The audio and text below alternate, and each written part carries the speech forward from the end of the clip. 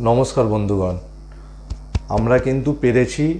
আমাদের ভারতীয় টিম কিন্তু এই নবরাত্রি এবং দুর্গাপুজোর যে আমাদের পুজোর এই যে মরশুম, এই আনন্দ কিন্তু কয়েক গুণ বাড়িয়ে দিয়েছে। মানে এশিয়া কাপ জিতে পাকিস্তানকে ফাইনালে হারিয়ে আমাদের কিন্তু নবরাত্রি এবং দুর্গাপূজার আনন্দ কয়েক গুণ বাড়িয়ে দেওয়ার জন্য থ্যাংক ইউ, গোটা ভারতীয় ক্রিকেট টিমকে থ্যাংক ইউ জানাই, ধন্যবাদ। যে আমাদের এই 140 কোটি ভারতীয়কে হাসি মুখে ঘুম পাড়ানোর জন্য, এবং ঘুম থেকে আবার উঠে কিন্তু আমরা হাসি মুখেই যে ঘুম থেকে উঠতে পেরেছি, তো তার জন্য আবার থ্যাংক ইউ গোটা ভারতীয় টিমকে। অনেক অনেক ধন্যবাদ, অনেক অনেক শুভেচ্ছা। তো এই এশিয়া কাপের ফাইনালের পর ভারতীয় ক্রিকেট টিম কিন্তু ট্রফি নেয়নি। ঠিক করেছে, ট্রফি নেয়নি। কেন ট্রফি নেয়নি? কারণ এই ট্রফিটা দেওয়ার কথা ছিল যে এসিসির যে এখন এশিয়া ক্রিকেট কাউন্সিলের যে প্রেসিডেন্ট, তিনি বর্তমানে পাকিস্তানের নাকভি, মহসিন নাকভি, তার ফাইনালে ট্রফিটা দেওয়ার কথা ছিল উইনিং ক্যাপ্টেনকে। তো ভারতীয় ক্রিকেট ম্যানেজমেন্ট বা টিম সিদ্ধান্ত নেয় যে এদের হাত থেকে ট্রফি আমরা নেব না, পাকিস্তানের হাত থেকে, এই যে অসুরদের হাত থেকে আমরা ট্রফি নেব না। একদম ঠিক সিদ্ধান্ত। যে নোংরা কাজটা এরা আমাদের কাশ্মীরের পেহেলগাঁওয়ে করেছিল, নিরীহ মানুষগুলোকে হত্যা করেছিল, তো তারপর এদের সাথে হাত মেলানো, তো হাত তো গোটা টুর্নামেন্টে মেলায়নি, এদের সাথে ছবিও তোলেনি, এরপর এদের হাত থেকে ট্রফিও নিল না। একদম ঠিক কাজ করেছে। এরা কি করে ভাবে যে এই ঘটনার পরে এদের সাথে কাঁধে কাঁধ মিলিয়ে ছবি তুলবে, এদের সাথে হ্যান্ডশেক করবে, এদেরকে মাথায় তুলে নাচবে? লজ্জা করে না? তোদের সাথে কীভাবে বন্ধুত্ব? একটা বন্ধু কি হয়?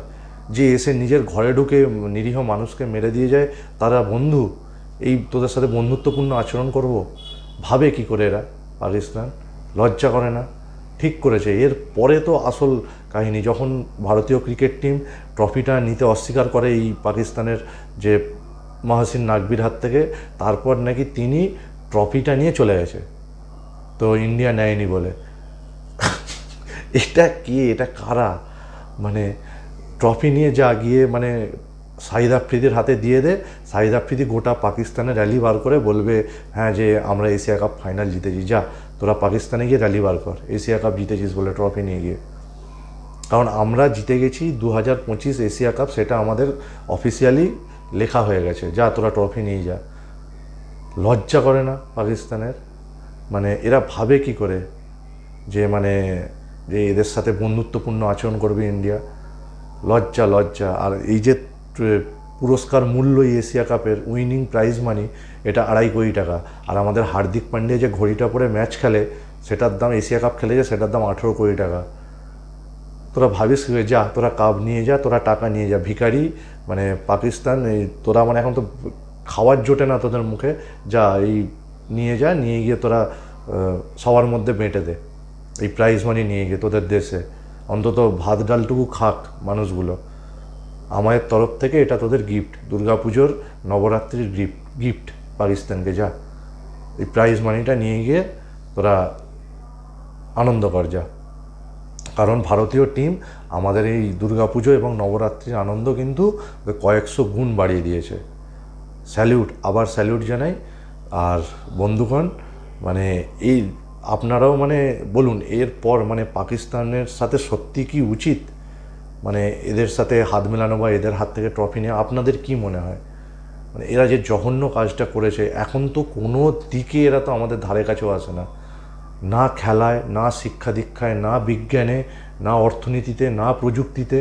কিসে? এরা কয়েকশো গুণ এগিয়ে আছে পাকিস্তানের থেকে এখন ভারত, যে কোনো সেক্টরে, ডিফেন্স বলুন, সবেতে। তো এর পরেও এদের কোনো লজ্জা নেই? এদের হুম্বি তুম্বি খালি সোশ্যাল মিডিয়ায়।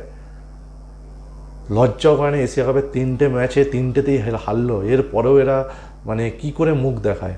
লজ্জা, লজ্জা। মানে অসুর বধ আমরা করে দিয়েছি বন্ধুগণ। তো আপনারাও কমেন্ট বক্সে অবশ্যই জানাবেন।